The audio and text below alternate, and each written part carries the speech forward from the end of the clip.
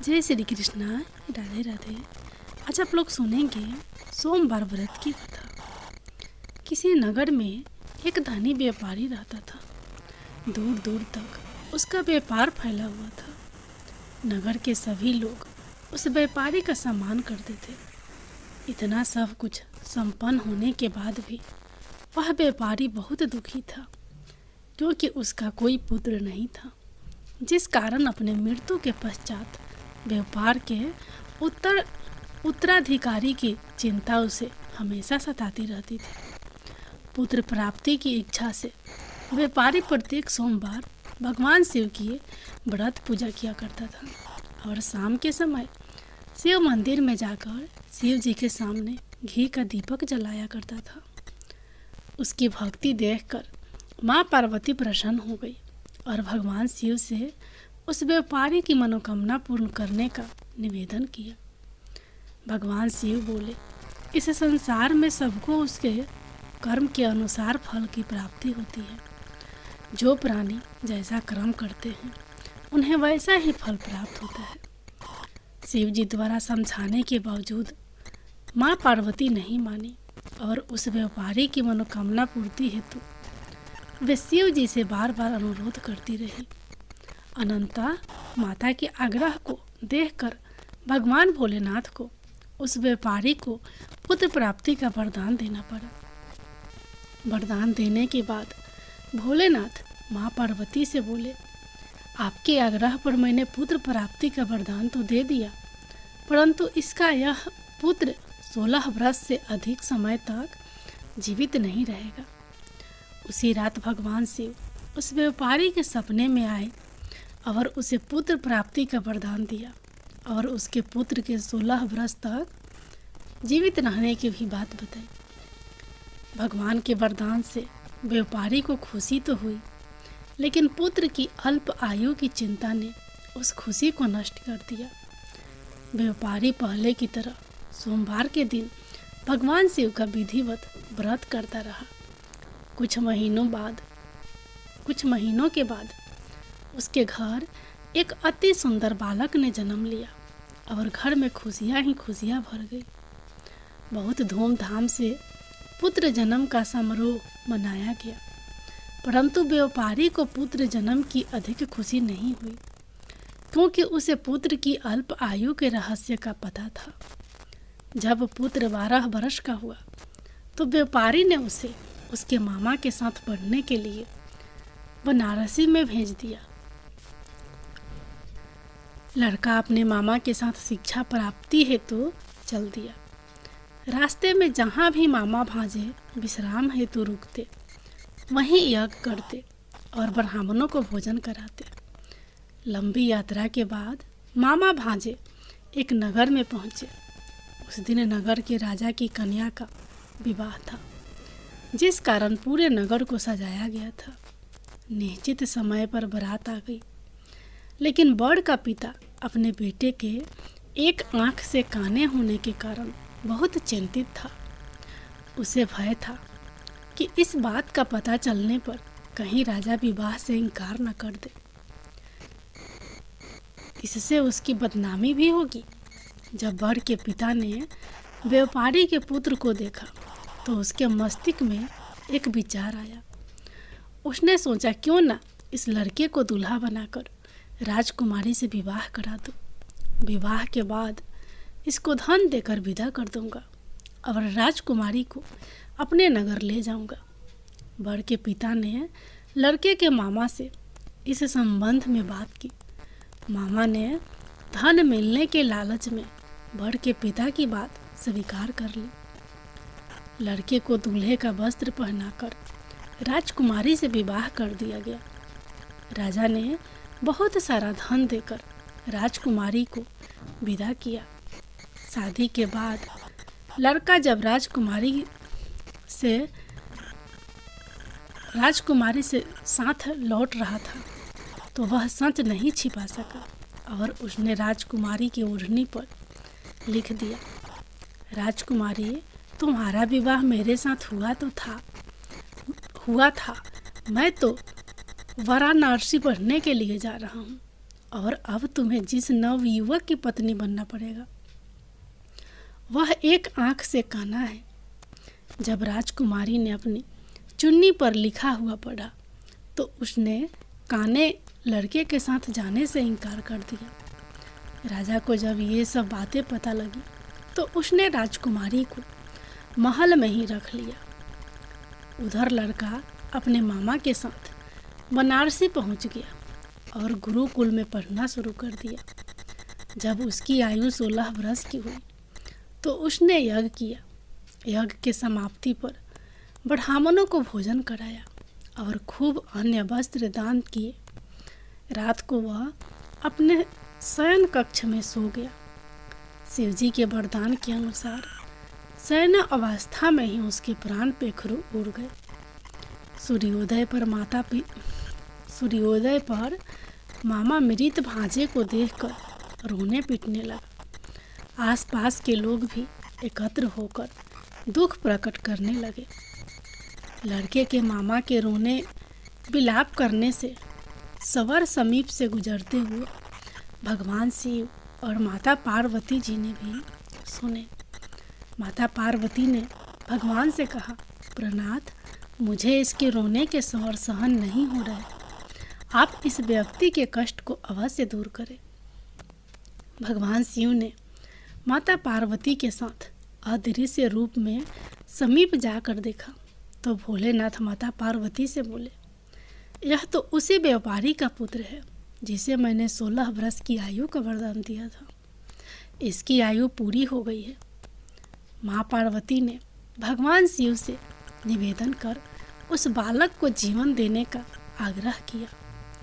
माता पार्वती के आग्रह पर भगवान शिव ने उस लड़के को जीवित होने का वरदान दिया और कुछ ही पल में वह जीवित होकर उठ बैठा। शिक्षा समाप्त करके लड़का मामा के साथ अपने नगर की ओर चल दिया। दोनों चलते हुए उसी नगर में पहुँचे जहाँ उसका विवाह हुआ था। उस नगर में भी यज्ञ का आयोजन किया। समीप से गुजरते हुए नगर के राजा ने यज्ञ का आयोजन देखा और उसने तुरंत ही लड़के और उसके मामा को पहचान लिया।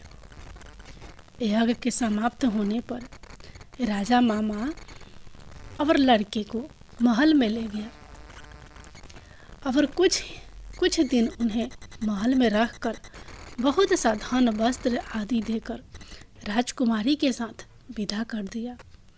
इधर भूखे प्यासे रहकर व्यापारी और उसकी पत्नी बेटे की प्रतीक्षा कर रहे थे।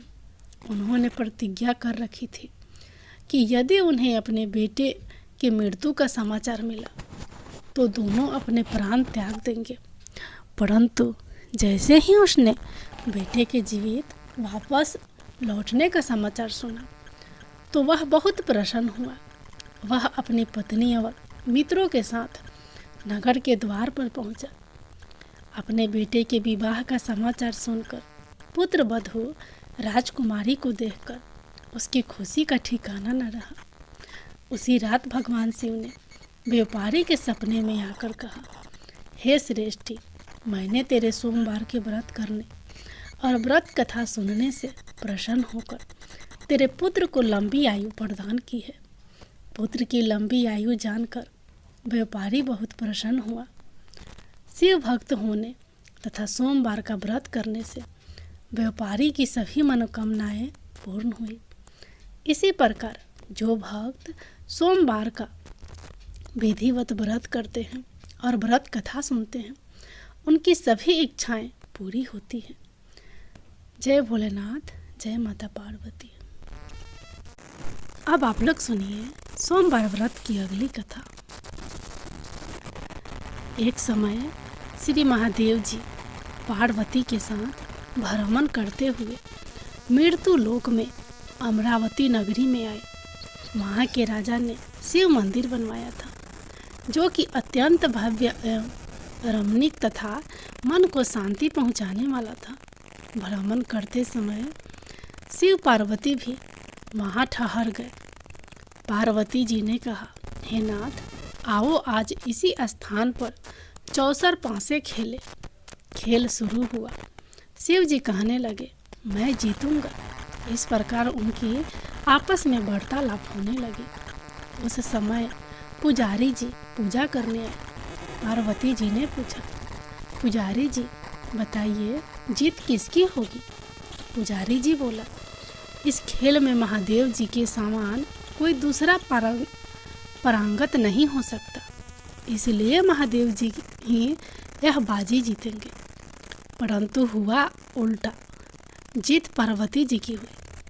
अतः पार्वती जी ने पुजारी को कोढ़ी होने का श्राप दे दिया कि तुमने मिथ्या भाषण किया है। अब तो पुजारी जी कोढ़ी हो गया। शिव पार्वती जी दोनों वापस चले गए। कुछ समय पश्चात अप्सराएं पूजा करने आई। अप्सराओं ने पूजा के उसके कोढ़ी होने का कारण पूछा। पुजारी जी से उसके कोढ़ी होने का कारण पूछा। पुजारी जी सब बातें बता दी। अप्सराएं कहने लगी, पुजारी जी आप 16 सोमवार का व्रत करें तो शिव जी प्रसन्न होकर आपका संकट दूर करेंगे। पुजारी जी ने अप्सराओं से व्रत की विधि पूछी। अप्सराओं ने व्रत करने और व्रत के उद्यापन करने की संपूर्ण विधि बता दी। पुजारी जी ने विधि पूर्वक श्रद्धा भाव से व्रत शुरू किया और अंत में व्रत का उद्यापन भी किया। व्रत के प्रभाव से पुजारी जी रोग मुक्त हो गए। कुछ दिनों बाद शंकर पार्वती जी पुनः उस मंदिर में आए तो पुजारी जी को रोग मुक्त देखकर पार्वती जी ने पूछा, मेरे दिए हुए श्राप से मुक्त पाने का तुमने कौन सा उपाय किया?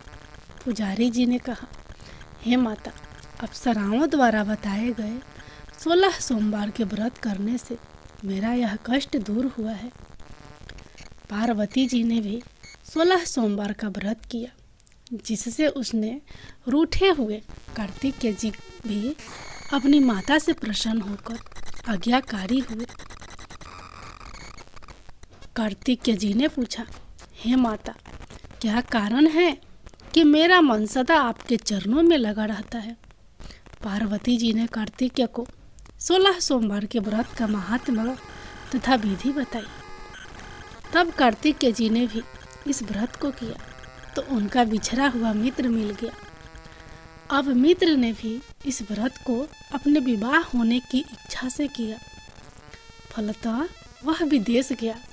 वहाँ के राजा की कन्या का स्वयंवर था। राजा ने प्रण किया था कि हथनी जिस व्यक्ति के गले में वरमाला डाल देगी उसी के साथ राजकुमारी का विवाह करूँगा। यह ब्राह्मण मित्र भी स्वयंवर देखने की इच्छा से वहाँ एक ओर जाकर बैठ गया। हथनी ने इसी ब्राह्मण मित्र को माला पहनाई तो राजा ने बड़ी धूमधाम से अपनी राजकुमारी का विवाह उसके साथ कर दिया। तत्पश्चात दोनों सुखपूर्वक रहने लगे। एक दिन राजकन्या ने पूछा, हे नाथ, आपने कौन सा पुण्य किया जिससे हथनी ने आपके गले में वरमाला पहनाई? ब्राह्मण पति ने कहा, मैंने कार्तिकेय जी द्वारा बताए गए 16 सोमवार का व्रत विधि पूर्ण विधि विधान सहित श्रद्धा भक्ति से किया, जिसके फल के कारण मुझे तुम्हारे जैसी सौभाग्यशाली पत्नी मिली। अब तो राजकन्या ने भी सत्य पुत्र प्राप्ति के लिए व्रत किया और सर्वगुण संपन्न पुत्र प्राप्त किया। बड़े होकर पुत्र ने भी राज प्राप्ति की कामना से 16 सोमवार का व्रत किया। राजा के देवलोक होने पर इसी ब्राह्मण कुमार को राजगद्दी मिली। फिर भी वह इस व्रत को करता रहा। एक दिन उसने अपनी पत्नी से पूजा सामग्री शिवालय ले चलने को कहा, परंतु उसने पूजा सामग्री अपनी दासियों द्वारा भिजवा दी। जब राजा ने पूजन समाप्त किया तो आकाशवाणी हुई कि हे राजा, तुम इस पत्नी को त्याग दो, नहीं तो राजपाट से हाथ धोना पड़ेगा। प्रभु की आज्ञा मानकर उसने अपने पत्नी को महल से निकाल दिया। तब वह अपने भाग्य को कोसती हुई एक बुढ़िया के पास गई और अपना दुखड़ा सुनाया तथा बुढ़िया को बताया, मैं पूजन सामग्री राजा के कहे अनुसार शिवालय में नहीं ले गई और राजा ने मुझे निकाल दिया। बुढ़िया ने कहा, तुझे मेरा काम करना पड़ेगा। उसने स्वीकार कर लिया। तब बुढ़िया ने सूत की गठरी उसके सिर पर रखी और बाजार भेज दिया। रास्ते में आंधी आई तो सिर पर रखी गठरी उड़ गई। बुढ़िया ने डांट कर उसे भगा दिया। अब रानी बुढ़िया के यहाँ से चलते चलते एक आश्रम में पहुंची। गोसाई जी उसे देखते ही समझ गए कि यह उच्च घराने की अबला विपत्ति की मारी है। वे उसे धैर्य बांधते हुए बोले, बेटी तुम मेरे आश्रम में रह, किसी प्रकार की चिंता मत कर। रानी आश्रम में रहने लगी, परंतु जिस वस्तु को वह हाथ लगाती वह वस्तु खराब हो जाती। यह देखकर गोसाई जी ने पूछा, बेटी किस देव के अपराध से ऐसा होता है? रानी ने बताया कि मैंने अपने पति की आज्ञा का उल्लंघन किया और शिवालय में पूजन के लिए नहीं गई। इससे मुझे घोर कष्ट उठाने पड़ रहे हैं। गोसाई जी ने शिव जी से उसके कुशल क्षेम के लिए प्रार्थना की और कहा, बेटी तुम 16 सोमवार का व्रत विधि के अनुसार करो। तब रानी ने विधि पूर्वक व्रत पूर्ण किया। व्रत के प्रभाव से राजा को रानी की याद आई और दूतों को उसकी खोज में भेजा। आश्रम में रानी को देख दूतों ने राजा को बताया। तब राजा ने वहां जाकर गोसाई जी से कहा, महाराज यह मेरी पत्नी है, मैंने इसका परित्याग कर दिया था, कृपया इसे मेरे साथ जाने की आज्ञा दे। शिव जी की कृपा से प्रतिवर्ष 16 सोमवार का व्रत करते हुए वे आनंद से रहने लगे और अंत में शिव लोक को प्राप्त हुए। जय भोलेनाथ, जय माता पार्वती।